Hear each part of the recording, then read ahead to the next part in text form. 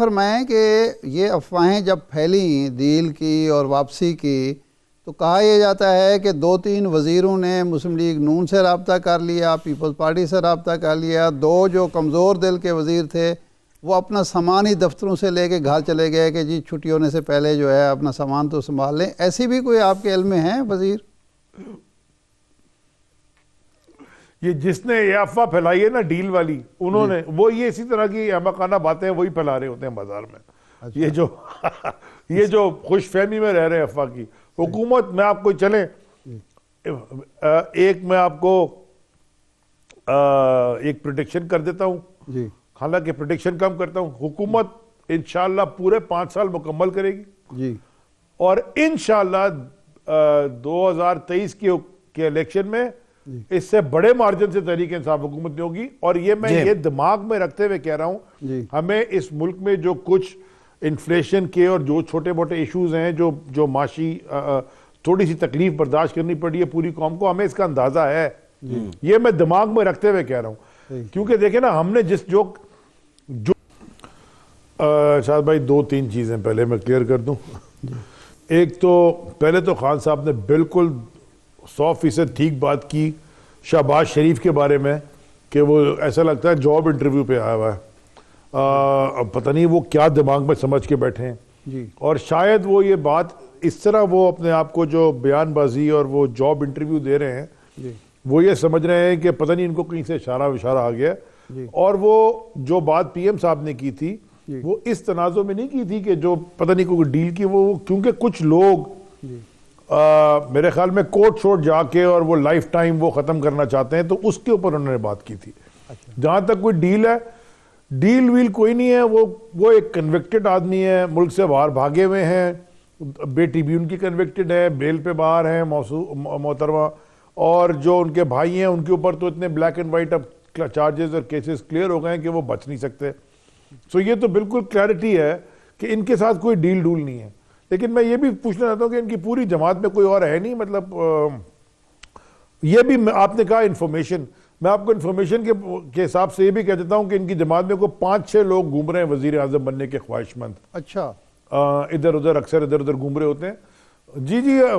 खाकान अब्बासी साहब हैं, वो ख्वाजा आसिफ साहब हैं, एहसन इकबाल साहब हैं, और 1-2 और, ये सारे अपने आप को वजीर आजम ही समझ रहे हैं। अच्छा। वजीर आजम बनने के लिए पाकिस्तान में पहले इलेक्शन जीतना पड़ता है। तो इलेक्शन ये कैसे ये पता चल गया कि जब फ्री एंड फेयर इलेक्शन होता है तो ये फारिग हो जाते हैं। अच्छा। और जो पिछला इलेक्शन था जिसके ऊपर हमने भी तहफ़्फ़ुज़ात किए थे, सबसे ज्यादा तो हमने जमा कराई हुई है, हमारी पार्टी के लोगों ने जमा कराई हुई है पटिशन इलेक्शन ट्राइब्यूनल में। तो इनका सिर्फ शोर हंगामा ज्यादा है। देयर इज नो डील, कोई किसी से डील। इसका मतलब क्या, ये एक्सेप्ट कर रहे हैं कि क्या डील होती है और आते हैं? कोई डील डूल नहीं है। और ऐसी ये लोगों को, आवाम को बेवकूफ बनाने में, जो असल मसले हैं उससे अटेंशन डाइवर्ट करने में, तो ये इस तरह ज़ैदी साहब असल मसलों पे आते हैं। ज़ैदी साहब असल मसला ये है, सवाल ज़ैदी साहब ये है कि हुकूमत ने कहा, फवाद चौधरी साहब ने कहा कि नवाज शरीफ को हम वापस लाएंगे। अब तक आपकी हुकूमत ने ऐसा क्या किया है और कानूनी और सफारती लिहाज से आप किन ग्राउंड्स पे हैं नवाज शरीफ साहब को वापस लाने के लिए? मेरे ख्याल में वैसे ही उनका वीज़ा ही अब कैंसिल हो जाएगा, तो उनके बाद मजबूरी में वापस ही उनको आना पड़ेगा। क्योंकि देखें जो लीगल बैटल है ना वो तो चलेगी।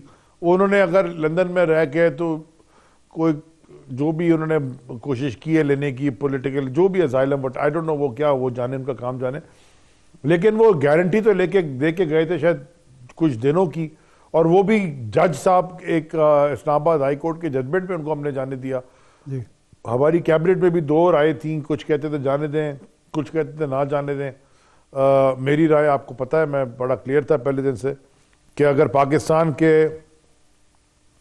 मैं तो इन वीआईपी, मैं तो ये जो वीआईपी टाइप जेल्स होती हैं इनके भी खिलाफ हूँ। ये जो इलाज कराने की परमिशन बाहर मिलती है, खास तौर पे इन लोगों को जिनके हाथ में इतनी ताकत थी कि पाकिस्तान में अच्छे अस्पताल बना सकते हैं, मैं तो उसके भी खिलाफ। इनका तो अपना शरीफ मेडिकल कॉम्प्लेक्स है, वो भी इलाज नहीं, वहां भी इलाज नहीं करवा सके।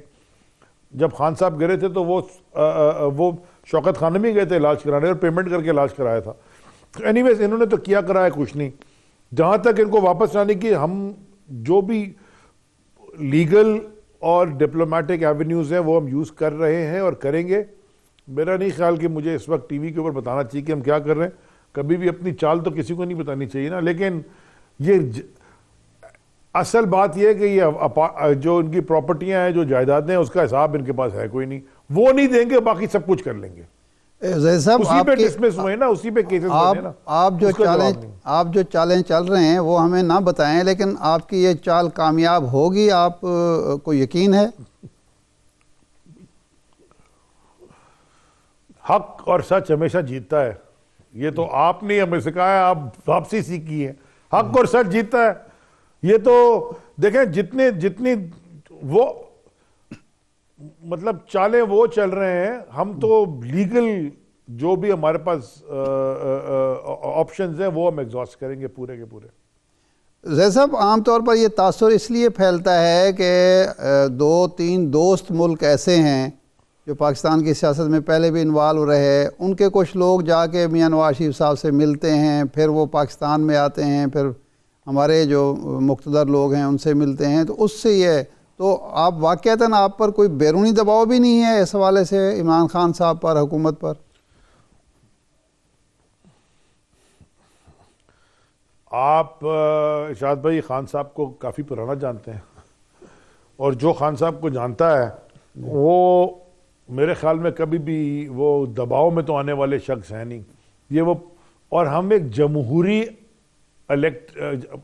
इलेक्शन के थ्रू, डेमोक्रेसी के थ्रू, डेमोक्रेटिकली इलेक्टेड गवर्नमेंट है। जमहूरियत में बड़ी ताकत जो कहते हैं इसलिए है, ये परवेज मुशर्रफ की तरह डिक्टेटर तो नहीं है कि इधर से कह दिया उधर से कह दिया और वो उनको जाने दे दिया गया। ये जमहूरी हुकूमत है। ये मैं आपको एक बात बताऊं, ये और ये मैं मैं कहना भी चाहता हूं, हमारी जो कैबिनेट होती है ना, मेरा नहीं ख्याल कि, और कुछ लोग हमारी कैबिनेट में कुछ ऐसे हमारे दोस्त हैं जो पहले भी काबीना का हिस्सा रहे हैं दूसरी हुकूमतों में, आपको पता है। मैंने उन सबसे पूछा बारी बारी, इतनी रोबस्ट, इतनी डायनामिक, इतनी डिस्कशन, इतनी खुली डिबेट मेरा नहीं ख्याल कि पाकिस्तान की तारीख में कभी भी किसी कैबिनेट में हुई हो। ये प्राइम मिनिस्टर इमरान खान साहब का जमहूरी माइंडसेट है। खुल के बात करो, हर अपने पॉइंट्स किसी समरी के या किसी इशू के अगेंस्ट में या उसके हक में या उसके खिलाफ सामने रखो।